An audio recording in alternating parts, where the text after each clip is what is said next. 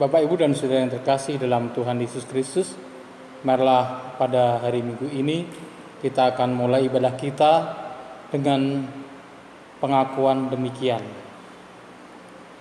Kita alaskan di dalam nama Allah Sang Pendamai Ciptaan. Melalui putranya Tuhan Yesus Kristus, kasih karunia, rahmat dan damai sejahtera kiranya turun atas saudara sekalian di dalam nama Bapa, Putra dan Roh Kudus. Amin.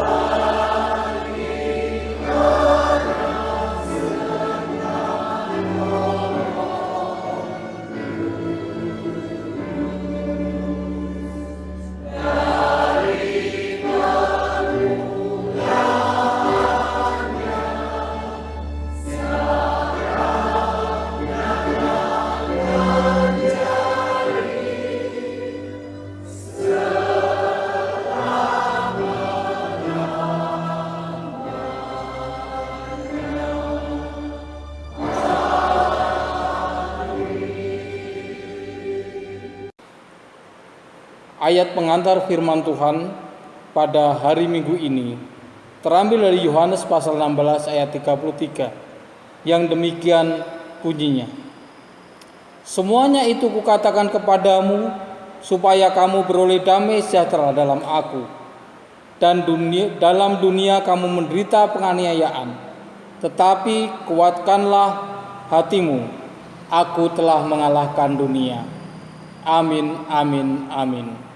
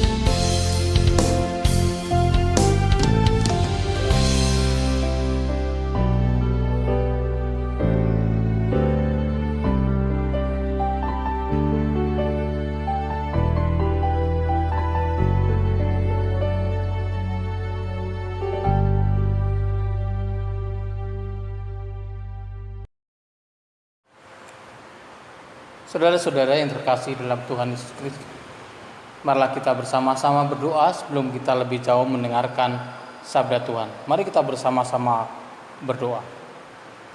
Tuhan, kami datang kepadamu mengucapkan puji syukur dan terima kasih. Kami percaya bahwa rahmat-Mu senantiasa menyertai kami.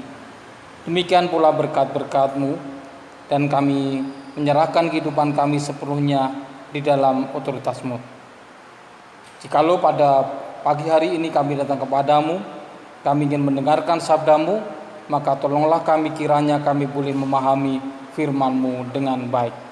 Kami percaya melalui Roh Kudus-Mu, Engkau berbicara kepada kami dan menggugah hati kami sehingga kami mengerti firman-Mu dengan jelas. Terima kasih Bapa, berbicaralah pada kami semua siap mendengarkan. Di dalam nama Tuhan Yesus kami berdoa. Amin. Firman Tuhan pada hari ini terambil dari Matius pasal 28 ayat 16 sampai dengan 20, yang demikian bunyi firman Tuhan. Perintah untuk memberitakan Injil. Dan ke-11 murid itu berangkat ke Galilea, ke bukit yang telah ditunjukkan Yesus kepada mereka. Ketika melihat Dia, mereka menyembahnya, tetapi beberapa orang ragu-ragu. Yesus mendekati mereka dan berkata, "Kepadaku telah diberikan segala kuasa di surga dan di bumi. Karena itu pergilah, jadikanlah semua bangsa muridku, dan baptislah mereka dalam nama Bapa dan Anak dan Roh Kudus, dan ajarlah mereka melakukan segala sesuatu yang telah kuperintahkan kepadamu. Dan ketahuilah, aku menyertai kamu senantiasa sampai kepada akhir zaman." Terpujilah nama Tuhan, dan berbahagialah setiap orang yang membaca firman-Nya dan merenungkan di dalam hidupnya sehari-hari. Terpujilah Kristus. Amin. Bapak, Ibu, dan Saudara yang terkasih dalam Tuhan Yesus, kalau kita membaca pada Matius pasal 28, maka kita memahami bahwa ayat-ayat itu, terutama yang ayat 16 sampai dengan 20, khususnya ayat yang 19 sampai dengan 20, kita sering menyebutkan sebagai amanat agung Tuhan Yesus Kristus.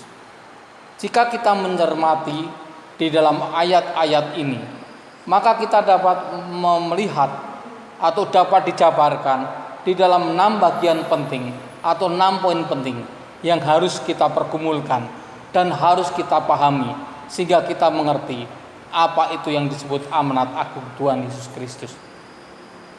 Bapak, Ibu, dan Saudara yang terkasih, amanat agung ini yang terdiri dari 6 bagian ini dapat kita pilah-pilah sebagai berikut.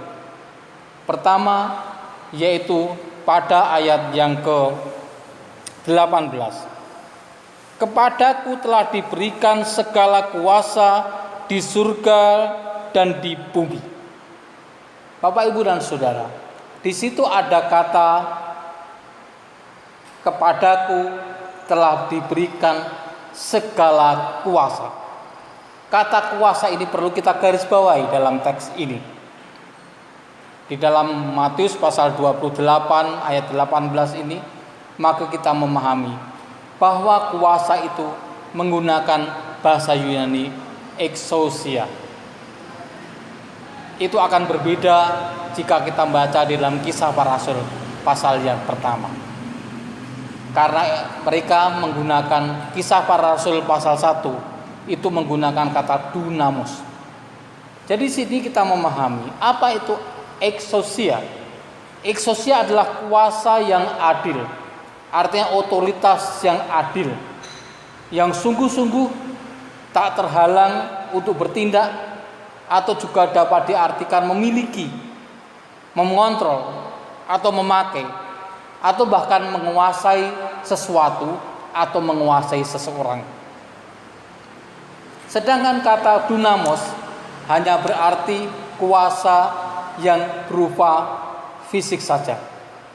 Exousia berarti kuasa yang bagaimanapun juga adalah sah.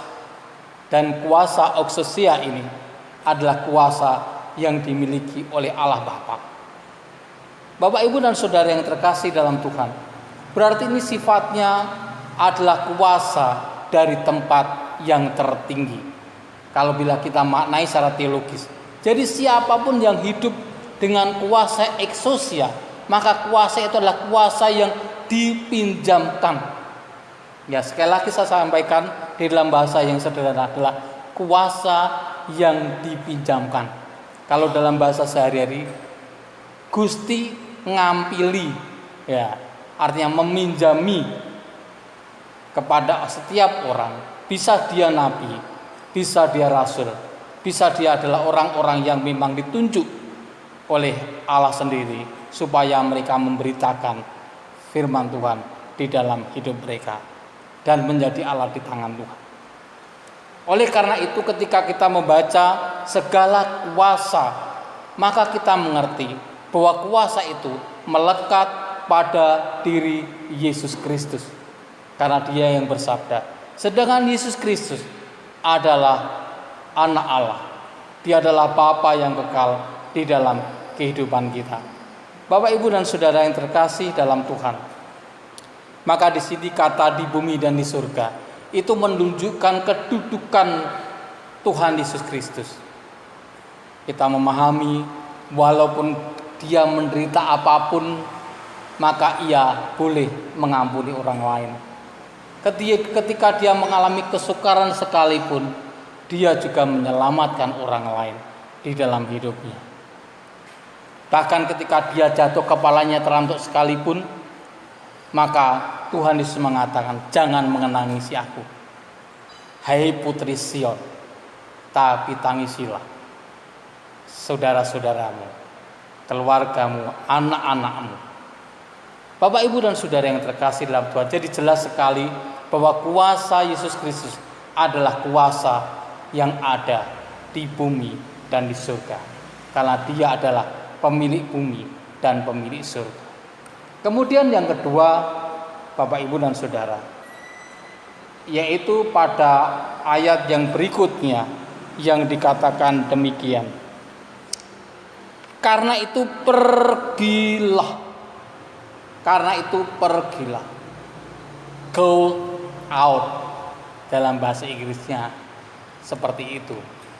Bisa berarti kalau bahasa Jawa itu lungo. Ya.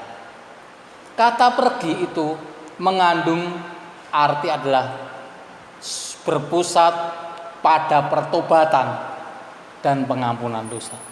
Jikalau kita pergi sebagai utusan Tuhan, karena Tuhan memerintahkan kita, maka kepada orang yang kita tuju, pusatnya adalah pertobatan dan pengampunan dosa di dalam hidup mereka. Sambil menantikan kedatangan Kristus dari surga, maka kata pergi harus melekat di dalam pewartaan setiap kita melangkah kaki mengabarkan Injil. Pergi berarti meninggalkan tempat kita yang saat ini ada, melangkah ke tempat lain. Juga seperti Abraham di masa perjanjian lama yang pergi meninggal kampung halamannya menuju ke tanah yang dijanjikan Tuhan kepadanya.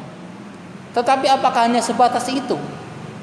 Maka firman Tuhan jelas bahwa pergi ini menekankan bahwa kita mengajak orang lain supaya orang lain itu tidak mengikuti atau tidak serupa dengan dunia ini.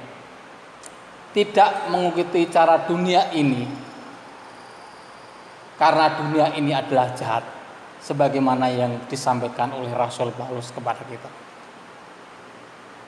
Dunia dalam arti itu, yang jahat itu, maka setiap pekabaran Injil harus menggugah kita, supaya ketika kita ada di dalam dunia kosmos ini, maka kita berusaha atau dengan sungguh-sungguh mengubah cara pandang kita, yaitu membawa dunia ini lebih baik daripada waktu-waktu sebelumnya.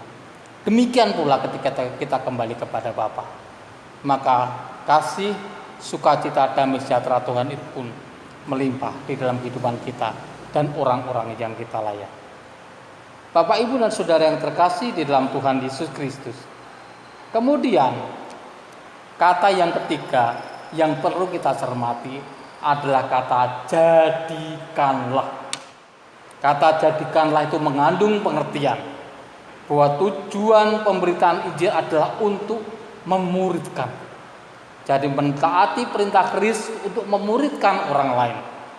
Atau dalam bahasa kita yang ada dalam terjemahan Alkitab dikatakan sebagai jadikanlah atau muridkanlah. Kalau dalam bahasa Alkitab terjemahan yang saya kira yang dapat kita gumulkan, yaitu memuridkan orang lain. Jadi di sini kita mengerti bahwa satu-satunya perintah langsung dalam kalimat ini, Tuhan tidak bermaksud bahwa penginjilan dan kesaksian para utusan Injil hanya menghasilkan keputusan untuk bertobat saja. Tidak. Kita datang orang lain kemudian menginjili orang lain dan orang itu mengambil keputusan untuk bertobat. Tidak hanya itu saja, tetapi tenaga rohani juga diarahkan supaya mereka juga hidup menjadi murid Kristus. Bukankah gereja kita Mennonite, Anabaptis juga menekankan hal yang sama, yaitu orang bertobat dan dimuridkan menjadi murid Kristus yang sejati.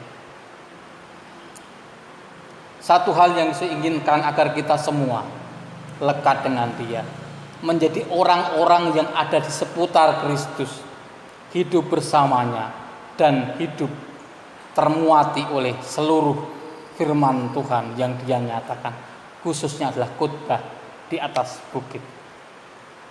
Kasih Allah itu adalah kasih yang menjangkau semua orang di dalam hidup kita, mencari yang hilang, menjamah mereka, menarik mereka dari kegelapan kepada terangnya yang ajaib.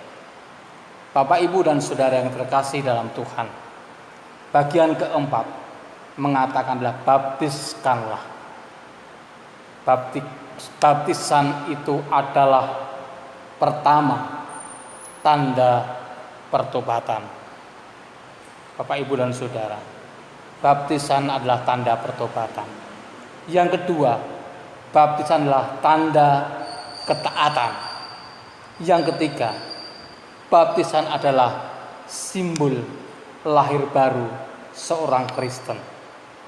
Yang keempat, baptisan adalah inisiasi atau upacara masuk ke dalam anggota tubuh Kristus yang kelihatan, yaitu gereja-gereja lokal yang ada di mana kita berada. Baptisan itu juga berarti adalah kesaksian hidup yang telah dimeteraikan oleh Allah, diberi cap oleh Allah melalui gerejanya. Kemudian baptisan juga menandakan bahwa seseorang itu menjadi murid yang sah di dalam Kristus Yesus. Bapak, Ibu, dan saudara yang terkasih, 6 baptisan itulah, arti baptisan itulah yang menjadi tonggak kita, supaya baptisan itu tidak hanya membuat orang itu lahir baru, memang itu ya dan harus terjadi, tetapi juga di sisi lain dia tergabung, menyatu, manunggal dengan komunitas yang ada, membangun komunitas yang bersama-sama dengan komunitas itu, mewartakan Injil Kristus, menjangkau orang lain supaya Kristus dinyatakan di dalam kehidupan banyak orang. Bapak, Ibu, dan saudara yang terkasih, dan baptisan itu menggunakan 3 nama yang disebutkan di dalam kata baptisan, yaitu adalah di dalam nama Bapa, Putra, dan Roh Kudus. Coba perhatikan Bapak, Ibu, kata-kata Yunani dari baptisan dikatakan es tu onomu, yang diterjemahkan adalah di dalam nama. Yang menarik Bapak, Ibu, dan saudara, kata onomo itu menunjukkan nominatif yang bersifat tunggal, bukan bentuk jamak. Dalam bahasa Yunani, kata onoma itu berarti tunggal, bukan onomata. Itu tidak disebutkan dalam Alkitab. Tetapi estu onoma itu menunjukkan bahwa itu satu kata tunggal yang mencakup 3 pribadi, yaitu Bapa, Anak, dan Roh Kudus. Maka ketika kita dibaptis di dalam nama Bapa, Putra, dan Roh, itu menyebut nama Allah Tritunggal, Allah yang echad, yang di dalam pribadinya ada Bapa, Anak, dan Roh Kudus. Bapak, Ibu, dan Saudara yang terkasih. Kemudian yang kelima adalah ajarlah. Kata ajar itu berarti didaskalos. Juga bisa menggunakan kata didake, juga bisa. Nah, itu artinya apa? Yaitu ajaran yang sehat, ajaran yang benar. Kalau kita membaca Titus pasal 2 ayat 1, jelas sekali. Tetapi engkau beritakanlah apa yang sesuai dengan ajaran yang sehat.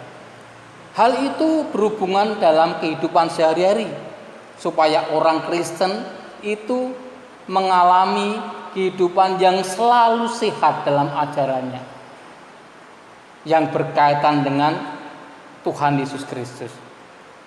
Ajaran itu memelihara orang percaya agar tetap terhindar dari kekeliruan yang mungkin dapat terjadi karena hubungan dia dengan orang lain atau pengaruh orang lain di dalam dirinya. Doktrin pengajaran atau didaskalia yang tadi saya sampaikan menghasilkan pertumbuhan dan praktek hidup yang kudus dan yang berkenan kepada Allah. Kata doktrin itu juga menghasilkan ajaran-ajaran, prinsip-prinsip, atau juga kemudian etika-etika hidup yang membawa mereka mengasihi Tuhan di dalam hidup mereka secara sehat. Bapak, Ibu, dan Saudara yang terkasih dalam Tuhan Yesus Kristus. Oleh karena itu, marilah kita bersama-sama mengajar ajaran yang sehat. Turutilah Alkitab, bacalah Alkitab dengan sungguh-sungguh, sehingga kita menemukan butiran-butiran rohani yang benar yang dapat kita ajarkan kepada orang-orang yang menjadi atau orang-orang yang kita layani dalam hidup kita sehari-hari. Kemudian yang terakhir, Bapak, Ibu, dan Saudara, yaitu yang keenam. Aku menyertai kamu senantiasa sampai kepada akhir zaman. Apa itu akhir zaman? Pada khotbah beberapa minggu yang lalu saya sampaikan. Artinya segala tindakan yang kita lakukan dalam nama Tuhan Yesus untuk memberitakan Injil itu sampai Yesus datang yang kedua kalinya, dan tidak boleh berhenti. Dalam masa itu, maka Tuhan berjanji kepada kita, Ia akan menyertai kita, memimpin kita, membimbing kita, dan mengarahkan hidup kita. Tentu ada pertanyaan di dalam diri kita. Bukankah Tuhan sudah naik ke surga? Benar. Tapi Tuhan berjanji akan datang seorang penolong yang lain, yaitu Roh kebenaran.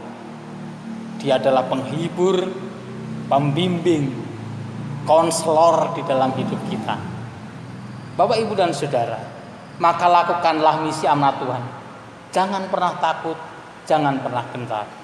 Tuhan akan memperlengkapi kita dengan kelengkapan dari tempat yang maha tinggi, supaya kita dapat mengajar banyak orang, mengajar tentang kasih-Nya, mengajar tentang perbuatannya, mengajar tentang kuasanya di dalam kehidupan kita, juga di dalam kehidupan mereka yang kita layani.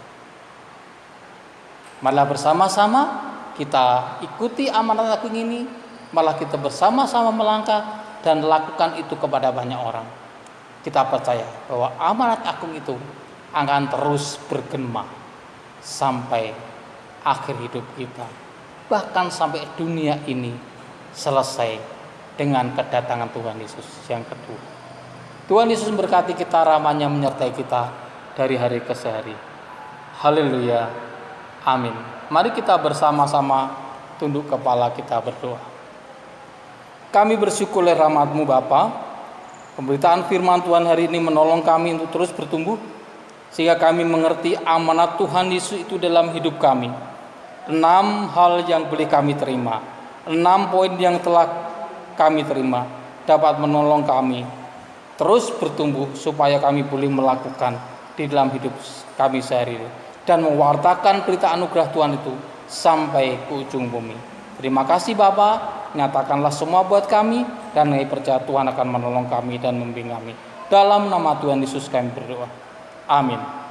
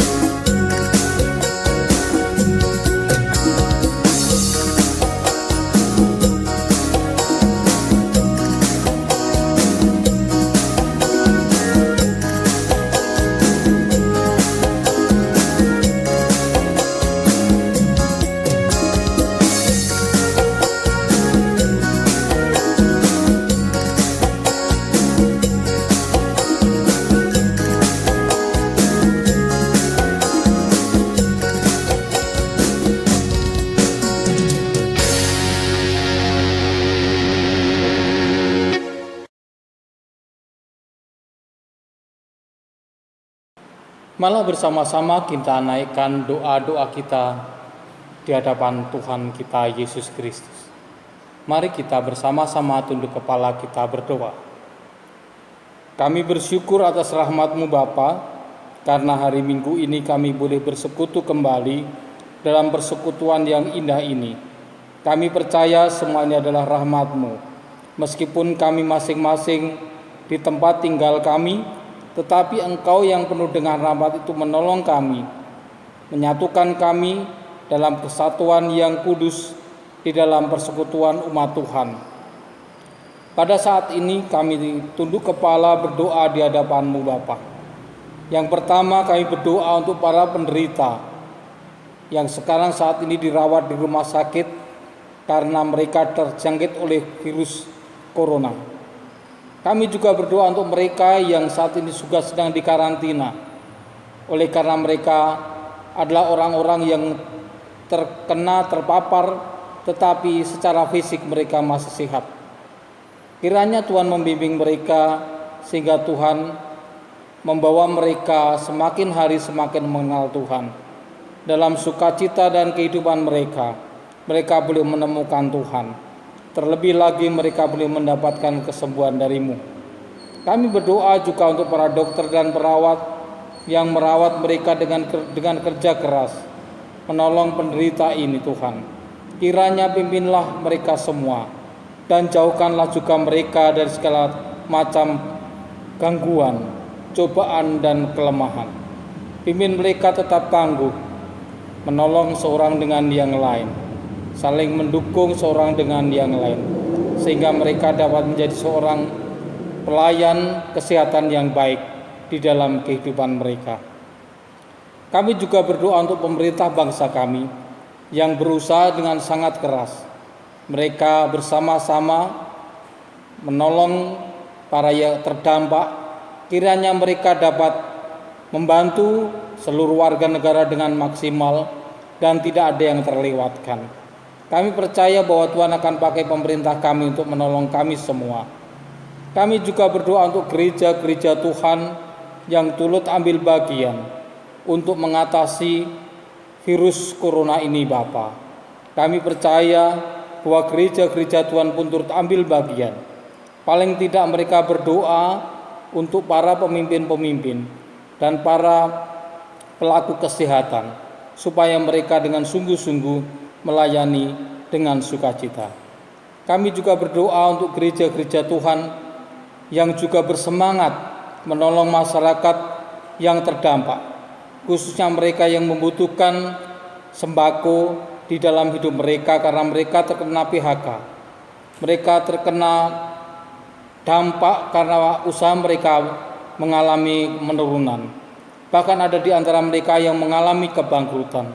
Tetapi kasih setia Tuhan yang menolong gereja-gereja supaya mereka yang terdampak dapat bangkit kembali dan dapat memulai usahanya kembali dengan sederhana. Dan lambat laun usaha mereka pun akan terus berkembang di masa mendatang. Terima kasih Tuhan. Kami berdoa juga untuk para donatur yang sudah menolong kami, membantu jemaat Tuhan di tempat ini, atau juga mungkin di tempat-tempat lain.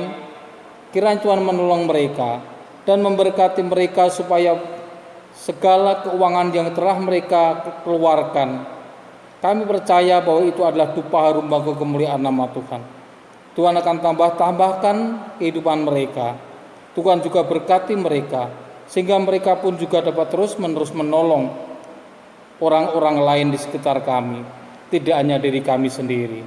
Bahkan Tuhan menolong kami, supaya kami pun turut ambil bagian menolong orang lain, supaya mereka dapat mengatasi dampak virus ini dengan bersukacita, karena Tuhan ada di tengah-tengah mereka.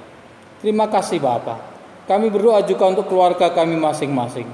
Kami berdoa supaya mereka tetap teguh, tangguh, dan tanggun di dalam kehidupan rumah. Mereka menjaga protokol kesehatan dengan baik, mencuci tangan, jaga jarak dengan orang-orang lain. Mereka juga berusaha untuk makan makanan yang bergizi, supaya mereka pun tetap sehat. Dan kami percaya bahwa Tuhan akan menolong kami, menjauhkan kami dari hal-hal yang mengganggu kami tersebut, terutama virus-virus yang dapat membuat kami mengalami kesukaran-kesukaran. Dan kami mohon jauhkanlah kami dari virus-virus semacam ini. Pimpinlah kami supaya kami tetap setia mengikuti pimpinan Tuhan. Biarlah lawatan-Mu terjadi di Indonesia ini Bapa, khususnya di tempat kami, sehingga kami tetap setia sampai wabah ini selesai di dalam kehidupan kami, khususnya di dalam bangsa kami. Terima kasih Bapa. Kami berdoa sepenuhnya di dalam nama Tuhan Yesus. Kami menyerahkan doa kami sepenuhnya dan kami yakin bahwa Tuhan mendengar doa kami. Di dalam nama Tuhan Yesus kami berdoa. Amin.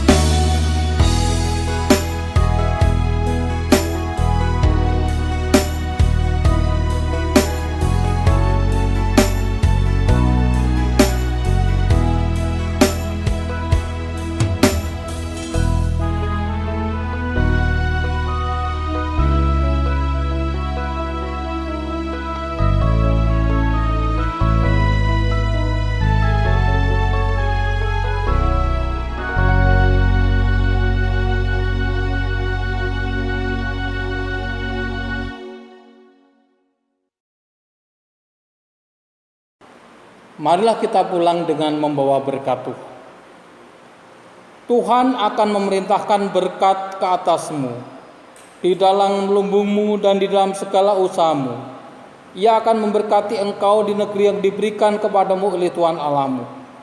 Tuhan akan menetapkan engkau sebagai umat yang kudus, seperti yang dijanjikannya dengan sumpah kepadamu, jika engkau berpegang pada perintah Tuhan Allahmu dan hidup menurut jalan yang ditunjukkannya. Maka segala bangsa di bumi akan melihat bahwa nama Tuhan telah disebut atasmu, dan mereka akan takut kepadamu. Kiranya segala berkat, rahmat, kasih, anugerah dari Allah Bapa, cinta kasih Tuhan Yesus Kristus, dan pertolongan Roh Kudus menyertai saudara sekalian dari hari ini, sekarang ini, seterusnya sampai selama-lamanya. Amin.